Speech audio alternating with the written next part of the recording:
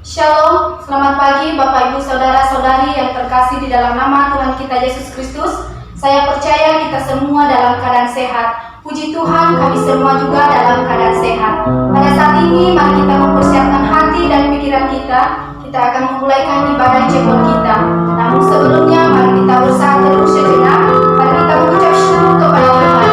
Kita ada pada saat ini itu semua karena anugerah Tuhan di dalam setiap kehidupan kita. Mazmur 150 berbunyi demikian. Haleluya, pujilah Allah dalam tempat kudusnya. Pujilah Dia dalam cakrawalannya yang kuat. Pujilah Dia karena segala keperkasaannya. Pujilah Dia sesuai dengan kebesarannya yang hebat. Pujilah Dia dengan tiupan sangkakala. Pujilah Dia dengan gambus dan kecapi. Pujilah Dia dengan rebana dan tari-tarian. Pujilah Dia dengan permainan kecapi dan seruling. Pujilah Dia dengan ceracap yang berdenting. Pujilah Dia dengan ceracap yang berdentang. Biarlah segala yang bernafas memuji Tuhan. Haleluya. Mari kita menyanyikan lagu pujian. Yesus kami puja. Kami sembah sebagai raja. Ditinggikan kami. Yesus kami puja.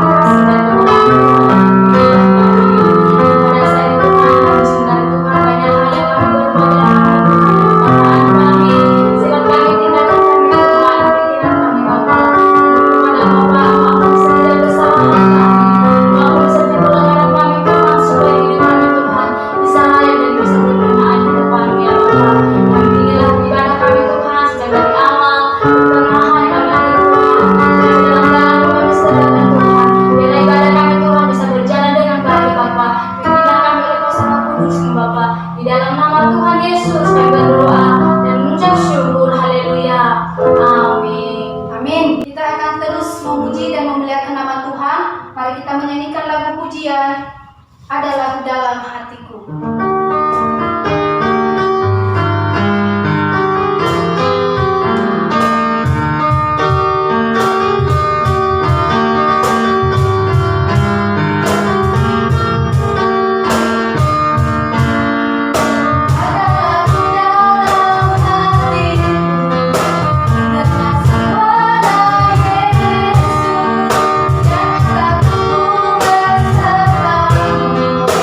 Hidup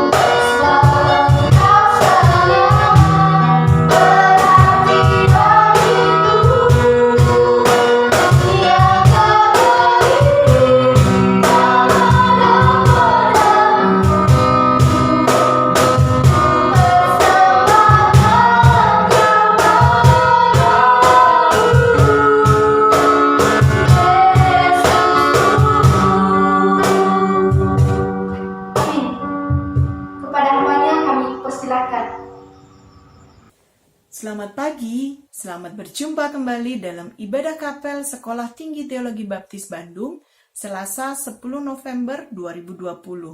Hari ini istimewa loh buat kita sekalian. Kira-kira ada yang tahu mengapa istimewa? Ya, hari ini oleh seluruh bangsa Indonesia, tanggal 10 November diperingati sebagai Hari Pahlawan. Ya, kita patut bersyukur kepada Tuhan bahwa oleh perjuangan para pahlawan kita, saat ini kita dapat menikmati hidup di era kemerdekaan. Dan tentunya, mari kita sebagai generasi penerus, kita akan terus meneruskan perjuangan para pahlawan kita dengan berkarya, dengan terus ambil bagian untuk membangun negeri kita tercinta Indonesia menjadi negeri yang maju. Karena kita semua, karena bangsa kita adalah bangsa yang hebat. Oleh karena itu kita harus terus maju. Dan pagi ini saya mengajak kalian semua, coba kita bersama-sama pikirkan satu nama tokoh pahlawan nasional tentunya yang kamu dapat ingat dengan baik. Lalu dari tokoh tersebut, apa yang dapat kamu pelajari atau apa yang dapat kamu teladani dari kehidupannya. Hasil penemuanmu dapat kamu sharingkan di dalam grup info maupun di grup asrama, supaya kita semua dapat terus diingatkan akan perjuangan para pahlawan kita, dan itu dapat memotivasi kita untuk kita juga terus berjuang di masa sekarang ini. Nah, sebelum kita mendengar firman Tuhan, mari kita bersama-sama berdoa. Kita mengucap syukur untuk kita semua yang dapat hidup dalam kemerdekaan, dan mari kita terus juga berdoa bagi diri kita sendiri agar kita dapat dipakai oleh Tuhan memberkati bangsa kita. Mari kita berdoa. Tuhan Yesus, terima kasih hari ini kami dapat memperingati Hari Pahlawan.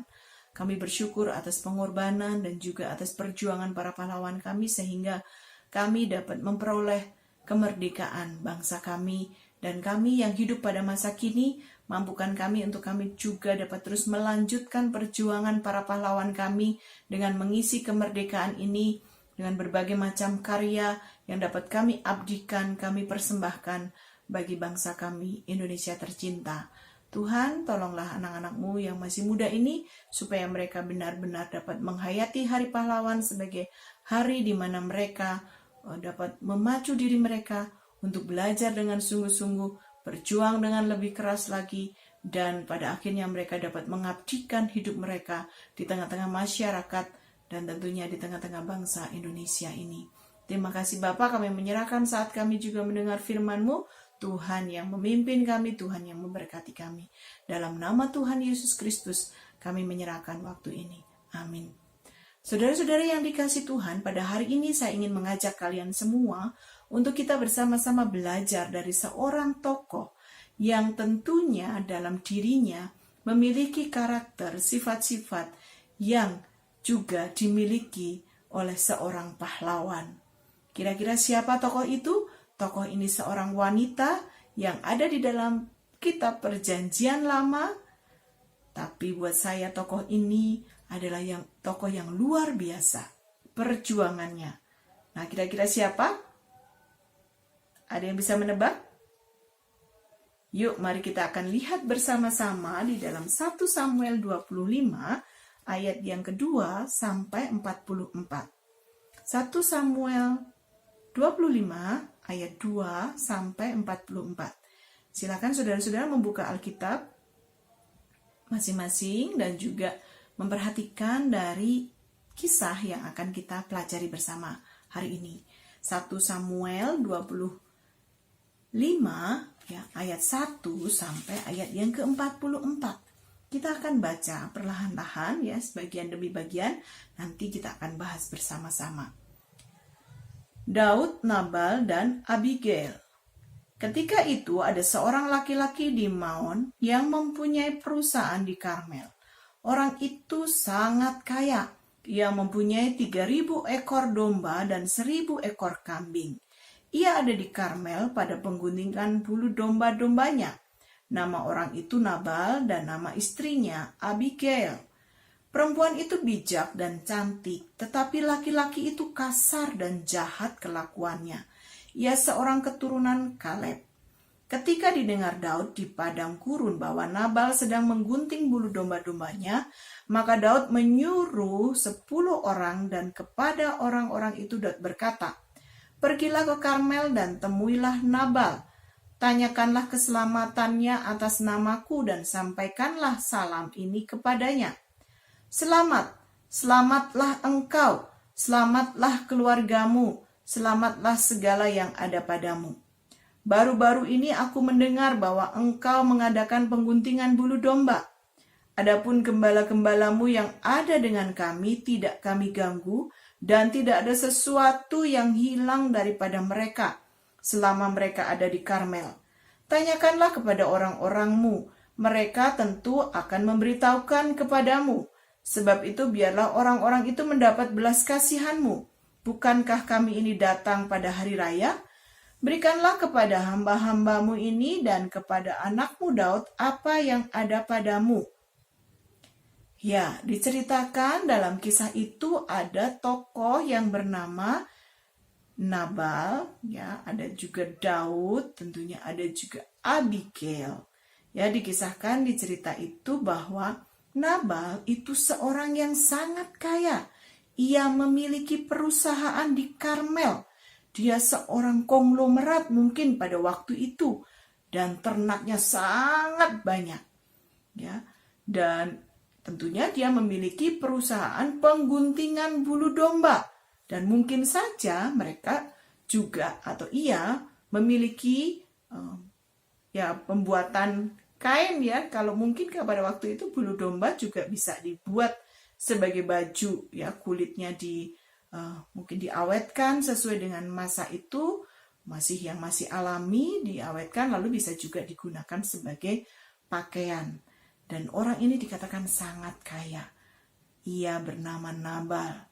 Tetapi dikatakan juga oleh Alkitab bahwa orang ini itu kasar.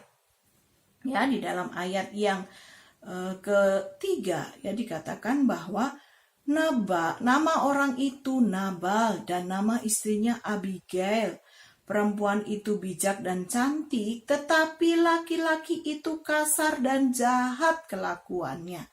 Ia seorang keturunan Kaleb. Ya, sangat bertolak belakang antara Nabal dan Abigail. Abigail orang yang cantik, perempuan itu bijak, cantik, luar dalam, tetapi suaminya ini kasar, ya, dan jahat kelakuannya. Nah, pada waktu itu diceritakan dalam kisah tadi bahwa Nabal sedang berada dalam pengguntingan bulu domba-dombanya.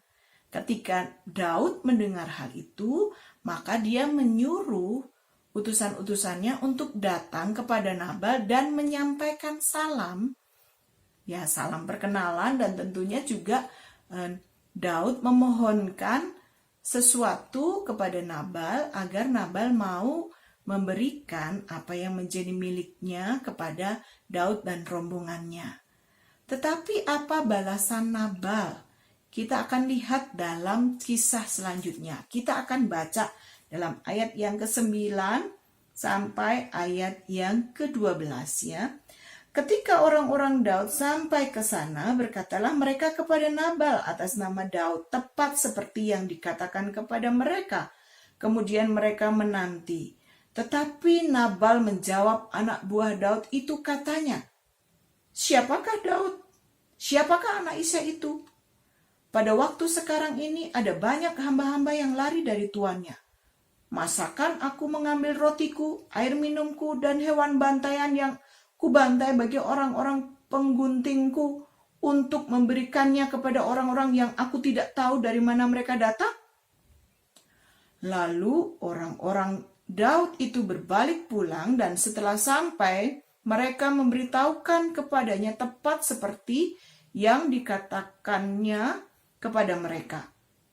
Kemudian berkatalah Daud kepada orang-orangnya, "Kamu masing-masing ambillah pedang Lalu mereka masing-masing menyandang pedangnya. Daud sendiri pun menyandang pedangnya. Sesudah itu kira-kira 400 orang maju mengikuti Daud, sedang 200 orang tinggal menjaga barang-barang. Ya, pada waktu itu Daud sedang melarikan diri dari kejaran Saul, dan dia berada di Karmel di dekat daerah kekuasaan Nabal tadi, ya. Dan ketika dia berada di Karmel, dia sendiri hidup berdampingan dengan para gembala milik Nabal. Ketika itu Daud tidak pernah mengganggu mereka. Daud berbuat baik kepada mereka. Karena itu ketika mendengar Nabal ada di Karmel, Daud mengutus utusannya untuk menyampaikan salam perkenalan kepada Nabal dengan baik-baik. Ya, tetapi karena Nabal itu tadi dikatakan bahwa laki-laki itu kasar dan jahat kelakuannya, mendengar atau mendapat salam seperti itu dari seorang Daud, dia sesuai dengan apa yang dikatakan di awal, dia tidak menerima salam itu dengan baik. Justru dia mengatakan, siapa itu Daud? Siapa itu anak Isai? Artinya dia tidak menaruh respek atau tidak menghormati orang lain. Dia meremehkan orang lain. Bahkan dia mengatakan, masakan aku harus memberikan makananku, rotiku, minumanku, bahkan daging hasil pengguntingan atau yang diolah untuk orang-orangku kepada orang yang aku sendiri tidak kenal? Hal ini menunjukkan betapa Nabal itu sangat arogan, sangat kasar, dan tentunya dia orang yang kikir, ya, tidak mau sedikit pun airnya, rotinya, daging olahannya diberikan kepada orang lain. Mendengar hal itu tentunya Daud menjadi marah. Orang ini tidak tahu diuntung menurut Daud, karena selama Nabal ada di Karmel dan para gembalanya menggembalakan domba, dia tidak pernah mengganggu gembala-gembala Nabal. Bahkan Daud dan timnya ini dan rombongannya ini selalu menjaga mereka, berbuat baik kepada mereka. Itu menurut kesaksian anak buah Nabal sendiri yang disampaikan kepada Abigail. Nah, dalam kisah selanjutnya itu diceritakan. Kita akan lanjut membacanya ya. Dalam ayat 14 sampai dengan ayat yang ke-19. Tetapi kepada Abigail, istri Nabal, telah diberitahukan oleh salah seorang bujangnya, katanya, ketahuilah, Daud menyuruh orang dari padang gurun untuk memberi salam kepada Tuan kita, tetapi ia memaki-maki mereka. Padahal orang-orang itu sangat baik kepada kami. Mereka tidak mengganggu kami dan kami tidak kehilangan apa-apa selama kami lalu lalang di dekat mereka ketika kami ada di ladang. Mereka seperti pagar tembok sekeliling kami siang malam selama kami mengembalakan domba-domba di dekat mereka. Oleh sebab itu pikirkanlah dan pertimbangkanlah apa yang harus kau berbuat, sebab telah diputuskan bahwa celaka akan didatangkan kepada Tuan kita dan kepada seisi rumahnya. Dan ia seorang yang dursila, sehingga orang tidak dapat berbicara dengan dia.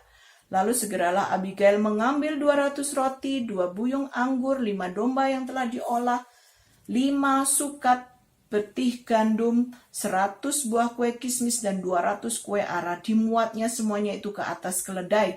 Lalu berkata kepada bujang-bujangnya, berjalanlah mendahului aku segera menyusul kamu. Tetapi Nabal suaminya tidak diberitahunya. Ketika perempuan itu dengan menunggang keledainya turun dengan terlindung oleh gunung, tampaklah Daud dan orang-orangnya turun ke arahnya. Dan perempuan itu bertemu dengan mereka. Daud tadinya telah berkata, sia-sialah aku melindungi segala kepunyaan orang ini di padang gurun, sehingga tidak ada sesuatu pun yang hilang dari segala kepunyaannya. Ia membalas kebaikanku dengan kejahatan. Beginilah kiranya Allah menghukum Daud, bahkan lebih daripada itu, jika ku tinggalkan hidup sampai pagi, seorang laki-laki saja pun dari semua yang ada padanya. Ketika Abigail melihat Daud, segeralah ia turun dari atas keledainya, lalu sujud menyembah di depan Daud dengan mukanya sampai ke tanah. Ia sujud pada kaki Daud serta berkata, "Aku sajalah ya Tuanku yang menanggung kesalahan itu. Izinkanlah hambamu ini berbicara kepadamu dan dengarkanlah perkataan hambamu ini. Janganlah kiranya Tuanku mengindahkan Nabal orang Dursila itu, sebab seperti namanya demikianlah ia. Nabal namanya dan bebal orangnya. Tetapi aku ini hambamu, tidak melihat orang-orang yang Tuanku suruh.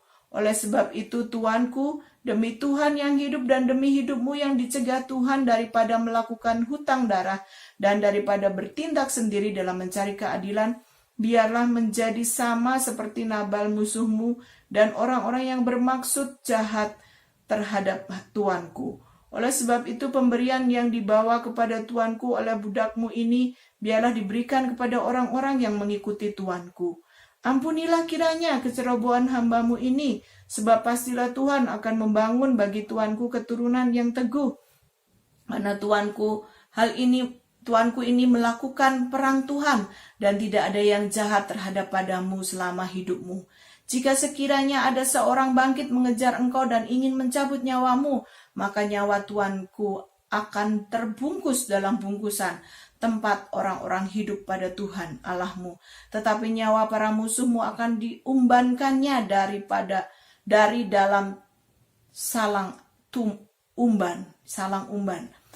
Apabila Tuhan melakukan kepada Tuanku sesuai dengan segala kebaikan yang difirmankannya kepadamu dan menunjuk engkau menjadi raja atas Israel, maka tak usahlah Tuanku bersusah hati dan menyesal karena menumpahkan darah tanpa alasan, dan karena Tuanku bertindak sendiri dalam mencari keadilan.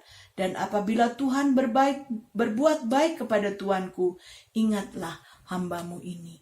Saudara-saudara yang dikasihi Tuhan, dari kisah itu kita dapat membayangkan betapa besar jiwa, betapa besar keberanian yang dimiliki oleh seorang wanita yang bernama Nabal. Seorang wanita yang bernama Abigail, maksud saya, yang bersuamikan Nabal, orang yang bebal, orang Dursila. Tapi Abigail dengan kerendahan hati, dia rela menanggung dosa, menanggung perbuatan yang telah dilakukan oleh suaminya. Dan dengan berani dia mendatangi Daud yang dalam kondisi saat itu dia sedang marah besar oleh karena perlakuan Nabal terhadap dirinya dan juga terhadap orang-orangnya. Saudara-saudara yang dikasihi Tuhan, dari kisah ini kita dapat melihat karakter seorang wanita yang bernama Abigail ini. Dia tidak hanya cantik secara parasnya, tetapi dia juga bijak. Dia juga memiliki kekuatan jiwa. Dia memiliki kerendahan hati dan kesabaran menghadapi seorang suami yang begitu kasar. Dalam ayat yang tadi kita sudah baca, dari ayat 29 sampai dengan ayat yang ke-31, kita bisa melihat seperti apakah Abigail itu. Yang pertama, dia orang yang sabar tentunya ya. Kalau dalam ayat 3 dikatakan dia orang yang bijak. Orang yang bijak pasti memiliki kesabaran dalam menghadapi segala sesuatu.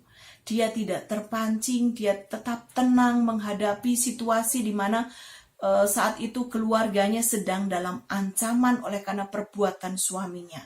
Dengan yakin, dengan teguh dia datang kepada Daud, dengan keberanian dia datang kepada Daud, dan dengan kesabaran dia menghadapi sifat-sifat Nabal.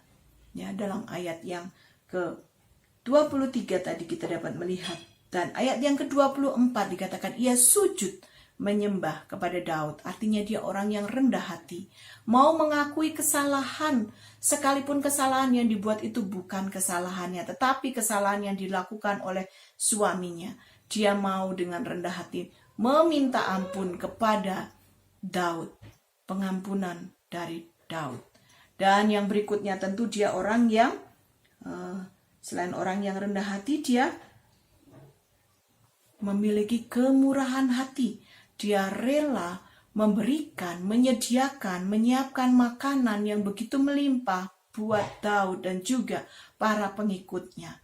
Kemurahan hati Abigail sangat terlihat dari apa yang dilakukannya. Di dalam ayat yang ke-18 dikatakan, lalu Abigail mengambil 200 roti, 2 buyung anggur, 5 domba yang telah diolah, 5 sukat betik gandum, 100 buah kue kismis, dan 200 kue ara. Kemurahan hati Abigail sangat terlihat di sini, dan dia memberikan semuanya itu untuk Daud dan juga untuk para pengikutnya. Dan yang terakhir adalah dia orang yang mempercayai akan kuasa Tuhan. Karena dalam bagian ayat yang ke-29, ayat yang ke-30, dia mengatakan, apabila Tuhan melakukan kepada tuanku sesuai dengan segala kebaikan dan yang difirmankannya kepadamu dan menunjuk engkau menjadi raja atas Israel, maka tak usahlah tuanku bersusah hati dan menyesal karena menumpahkan darah tanpa alasan, dan karena tuanku bertindak sendiri dalam mencari keadilan. Dan apabila Tuhan berbuat baik kepada tuanku, ingatlah kepada hambamu ini. Perkataan Abigail dalam ayat itu menunjukkan bahwa ia percaya Tuhan sanggup menolong Daud dalam segala hal yang dihadapinya. Sehingga dia mengatakan, kalau Tuhan berbuat baik kepada engkau, ingatlah akan aku. Artinya dia pun memiliki kerinduan untuk dapat turut merasakan kebaikan Tuhan di dalam hidupnya. Hatinya sungguh mulia. Hatinya dia sangat bijak. Dia sabar. Dia rendah hati. Dia murah hati. Dan tentunya dia berani menghadapi segala resiko dalam kehidupannya untuk menyelamatkan keluarganya. Dia berani mendatangi Daud dan mempertaruhkan nyawanya sendiri. Karena dalam kondisi saat itu Daud sedang marah terhadap suaminya.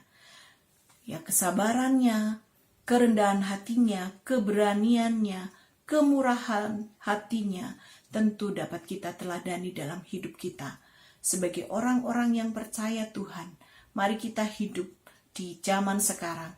Milikilah kesabaran, milikilah kerendahan hati, milikilah keberanian menghadapi segala sesuatu, dan milikilah kemurahan hati. Kalau engkau telah mengalami kemurahan hati Allah, murah hatilah kepada orang lain. Kiranya dalam era yang sudah merdeka ini, mari kita isi hidup kita untuk memancarkan kemuliaannya melalui karakter yang dapat kita hasilkan dari kehidupan kita. Sehingga hidup kita tetap menjadi terang dan berkat bagi orang-orang di sekitar kita. Belajar dari Abigail, tentu belajar untuk menjadi seorang yang sabar, untuk menjadi seorang yang rendah hati, seorang yang berani, seorang yang murah hati, dan seorang yang mempercayakan hidupnya hanya kepada Tuhan. Mari kita berdoa. Kita bersyukur kepada Tuhan untuk firman-Nya hari ini. Bapa yang baik, terima kasih untuk firman-Mu pagi ini. Engkau terus menolong kami untuk kami dapat menjadi pribadi-pribadi yang tangguh. Kami terus bersandar kepada Tuhan dalam keadaan apapun, sehingga kami dapat sabar menanggung segala sesuatu. Kami dapat memiliki kerendahan hati untuk mau mengakui kesalahan, sekalipun kadang bukan kami yang melakukannya, dan kami juga rela untuk kami dapat memperjuangkan ataupun dengan berani memperjuangkan hak-hak yang harus diperjuangkan. Dan juga dengan murah hati kami mau membagi segala berkat yang sudah kami miliki dari Tuhan kepada orang-orang di sekitar kami. Dan tentunya kami terus menaruh harap hanya kepada Engkau saja dalam hidup kami. Terima kasih Bapa, terima kasih Tuhan Yesus, kami serahkan hidup kami ke dalam tangan-Mu. Dalam nama Yesus kami berdoa dan bersyukur. Amin. Terima kasih firman Tuhan yang telah disampaikan hamba-Nya pada saat ini. Dan saya yakin dan percaya semua firman Tuhan yang telah kita dengar dan sangat memberkati kita pada saat ini. Dan saat ini mari kita akan menyanyikan lagu respon firman Tuhan seperti pelangi. Seperti pelangi sehabis hujan.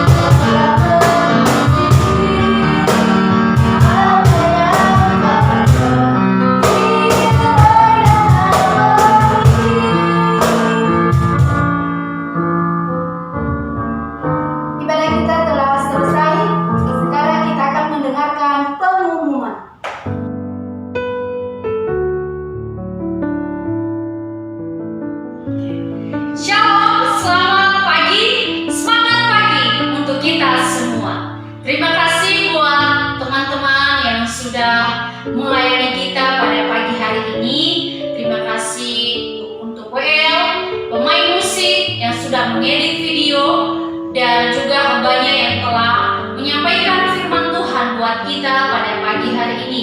Teman-teman semua luar biasa, dan kita semua luar biasa karena kita memiliki Allah yang luar biasa. Dan juga jadwal berikutnya, WL Saudari Erlin, pemain musik Saudara Awang, Saudara Mas Sigit, dan Saudari Rita, dan yang menyampaikan firman Tuhan Pak Edward Sitepu, yang mengedit video Saudara Yosua. Mari kita mempersiapkan diri kita, mari kita memberikan yang terbaik untuk melayani Tuhan. Saya juga ucapkan selamat